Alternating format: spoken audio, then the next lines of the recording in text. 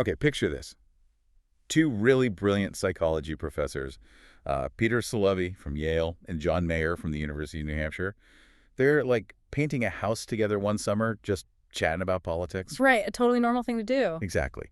And then suddenly, one stops, turns to the other, and basically asks, how could someone so smart act so well? Dumb. And that question just tossed out there while painting, it really became the catalyst for a whole new way of thinking about intelligence. It's fascinating. It really is. They started realizing that, navigating life effectively, making truly smart decisions, it involves so much more than just raw intellect, what we usually call IQ.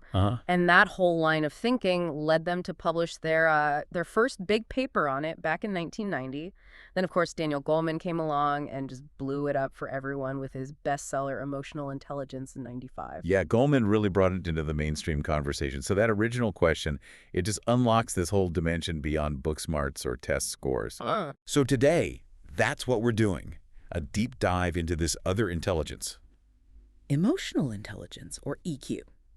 We want to unpack what it actually is, why it's becoming, frankly, so crucial everywhere, and maybe most importantly, how you can practically get better at it. And we're drawing on some great stuff here, the original research, insights from places like the Gottman Institute on relationships, even practical takes from Harvard Business School. Right. Our goal here is really to give you a shortcut, cut through the jargon, make sense of it all, and give you some actionable takeaways and maybe a few surprising facts, without it feeling like homework. Let's do it. Okay, so let's kick things off with the basics. When most people hear intelligence, they immediately think IQ, right? Your intellectual quotient. Yeah, that's the standard measure. It's Yeah. about logic, how quickly you learn, solving abstract problems, things like verbal comprehension, processing speed, that kind of analytical thinking. Your brain's raw computing power almost. Sort of, yeah. But EQ, your emotional quotient, it operates in a totally different arena. It's not just about having emotions, so we all have those. It's the skill, the ability to first recognize your own emotions as they're happening. Okay. Understand what they mean, how they affect you, and then, crucially, to manage them effectively. And it doesn't stop there. It's also about tuning into the emotions of other people. So understanding them and even influencing them. Exactly. Recognizing their feelings, understanding their perspective. So, while your IQ might get you the job interview, it's often your EQ that helps you actually succeed in the role, build good working relationships, handle office politics, all that complex human stuff. Okay, so it's really about applying intelligence to our emotional and social lives. Now, Daniel Goleman, he kind of refined this into 4 main areas, didn't he? And these seem to pop up everywhere when you read about EQ. They really do form the foundation. The first one is self-awareness. And this is, it's deeper than just knowing you feel happy or angry. Right. It's about digging into why you feel that way. What triggered it? What core need is bubbling up? How is this feeling actually shaping your thoughts and actions right now? It also involves, and this is key, being able to tolerate uncomfortable emotions. Tolerate them? What do you mean? Well, instead of immediately trying to shut down anxiety or frustration, you sit with it for a moment. You try to understand it without reacting impulsively. That tolerance, that space, is where real self-insight comes from. Okay, that makes sense. So you understand yourself better. And that leads right into the second part, which is self-management, or sometimes called self-regulation. Exactly. This is where you take that awareness and actually do something with it. It's Yeah. your ability to control those gut reactions, those impulses. So not lashing out when you're angry. Precisely. It's about managing your emotional responses in healthy ways. It lets you pause, choose a more thoughtful way forward, stick to your commitments even when things get tough, and adapt when things inevitably change. It's responding, not just reacting. Got it. Okay, so we've got self-awareness, self-management. What's next? Then we move outward to social awareness.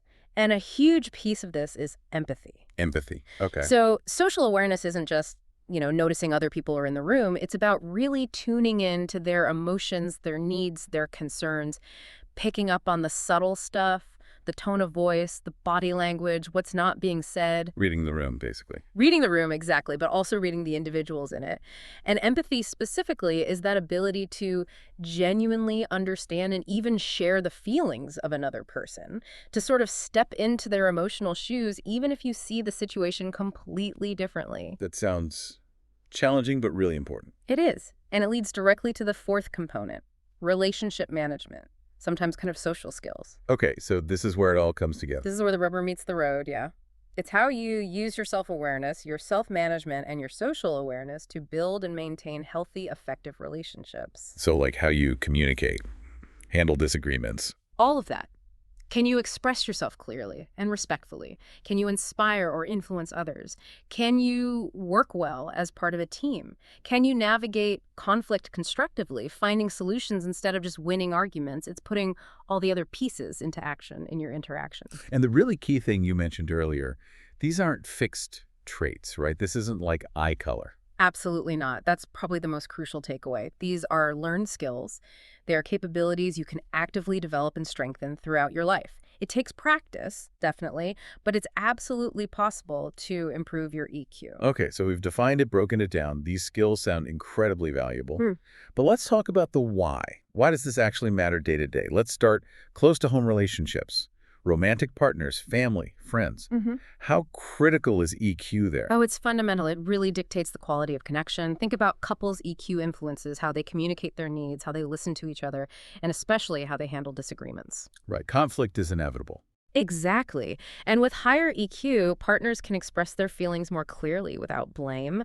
They can listen with real empathy, trying to understand the other's perspective, even when they're upset.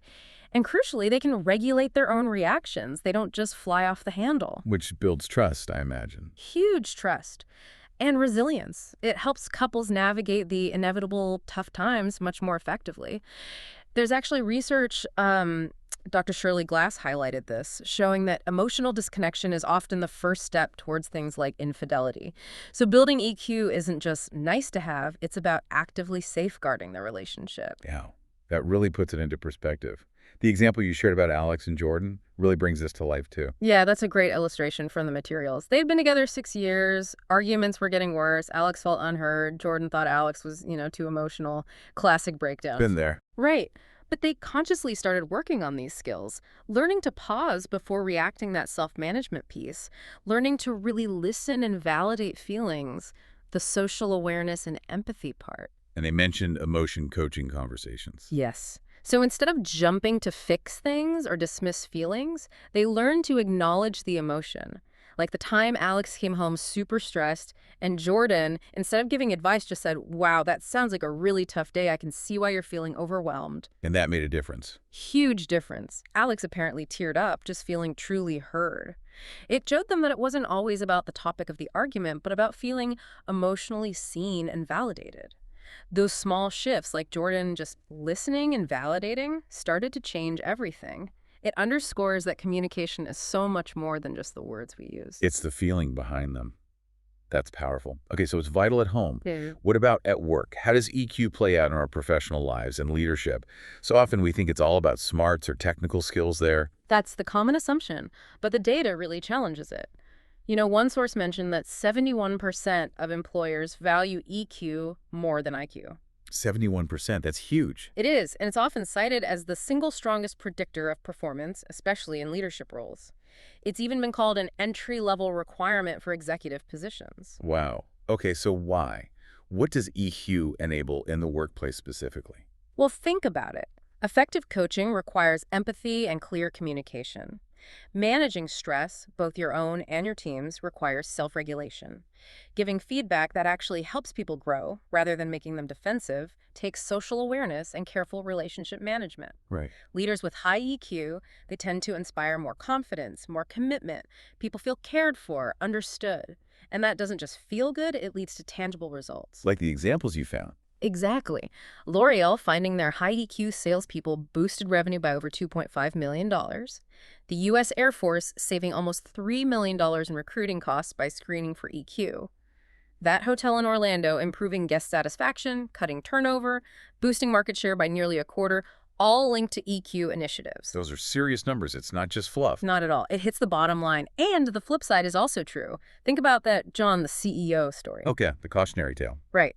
Brilliant guy, technically a genius, visionary, but low empathy. Detached. When a key employee suffered a loss, he just expected her to power through because of a deadline. Ouch. Yeah. Didn't offer support, didn't acknowledge the human element. She felt completely unsupported, burned out, and eventually quit. He lost a valuable asset because his IQ wasn't balanced with EQ. Brilliance alone isn't enough to lead effectively. That really drives the point home. You lose good people. You do. And it's not just about individual leaders. The research also shows that teams with high collective EQ, where the group as a whole is good at managing emotions and relationships, are significantly more productive, something like 25% more, and have about 50% fewer conflicts. So it impacts the whole culture. Absolutely. EQ is a key ingredient for a healthy, high-performing work environment. Okay, so relationships, work, massive impact. What about just for us as individuals? Beyond those specific areas, are there broader benefits to boosting our EQ? Definitely. There's a strong link to physical and mental health. We know that chronic, unmanaged stress, often tied to lower self-management skills, has serious physical consequences. It can raise blood pressure, weaken the immune system. Right, the usual suspects. Exactly. And it's a major factor in anxiety and depression. So improving your ability to manage stress and emotions through EQ skills can have direct health benefits. That makes sense. What else? Well, think about happiness. Remember Daniel Goleman's idea of the hedonic treadmill? Vaguely.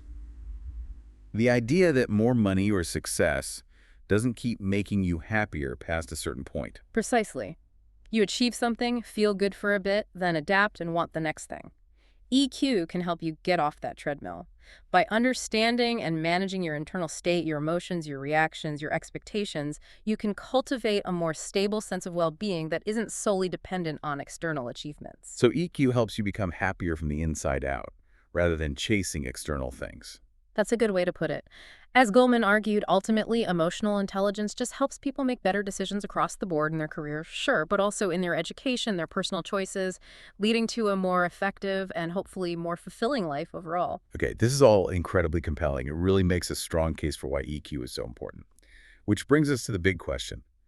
How do we get better at it? Is this something fixed, like you said, like eye color, or can you actually train your EQ? That's the really hopeful part.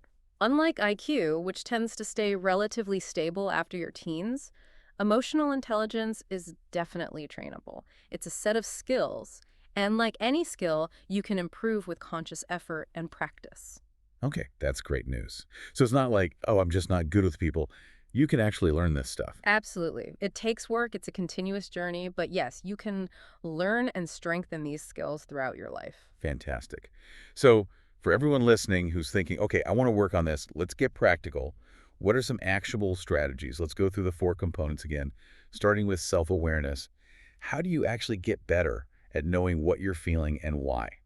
Well, a few things really help here. Journaling is surprisingly powerful. Take a few minutes regularly to just reflect on your day. When did you feel strong emotions? What was going on? How did you react? What did that reaction lead to? You start to see patterns, identify your triggers. Ooh, like becoming your own emotional detective. Kind of, yeah. Another huge one is mindfulness. Just practicing paying attention to the present moment without judgment. Tuning into your body. What sensations are you feeling? What thoughts are running through your head? It helps you notice emotions as they arise before they completely take over. Just noticing without getting swept away. Exactly. And third, don't underestimate the value of seeking feedback. Ask people you trust, friends, family, maybe a mentor, for honest observations about how you come across, how your behavior impacts them. It can be tough to hear sometimes, but it's invaluable for uncovering blind spots. Okay. Journaling, mindfulness, feedback. Good starting points for self-awareness. Now, what about self-management?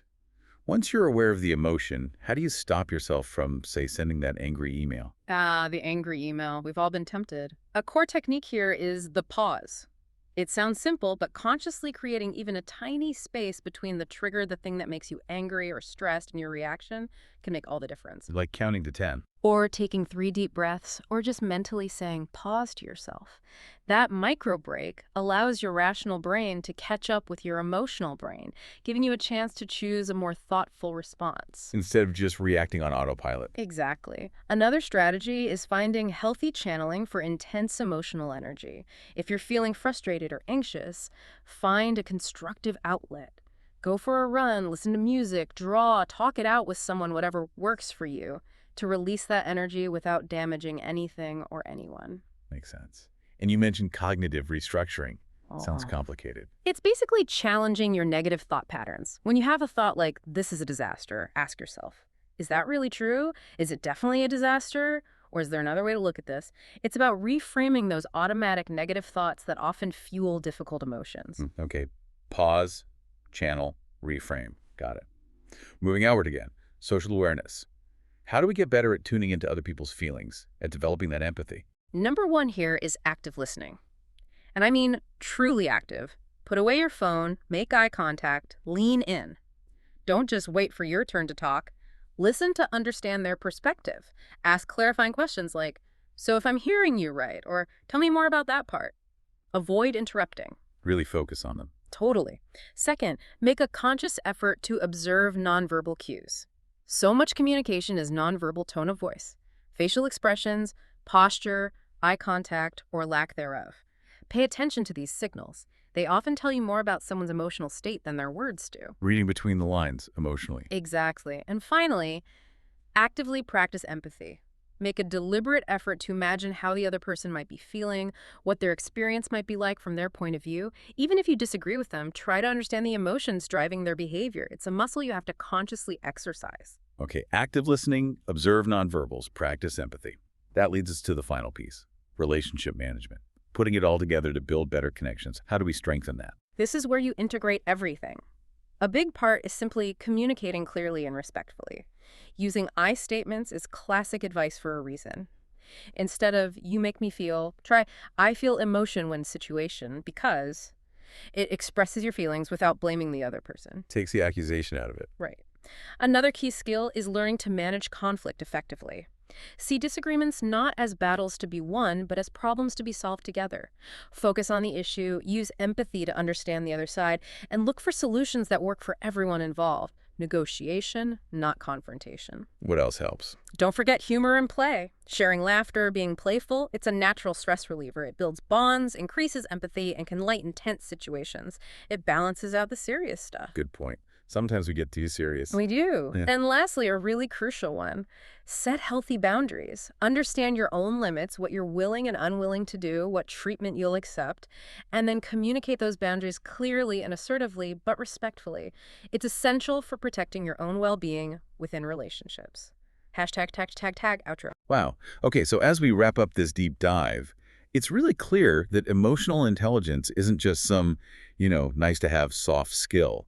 It feels much more fundamental than that. It really is. It's not just about being nice. It's a complex, sophisticated set of skills that are truly essential for navigating life effectively today. It's a core human competency. I think that's a great way to put it. And remember, developing it is a journey, not a destination.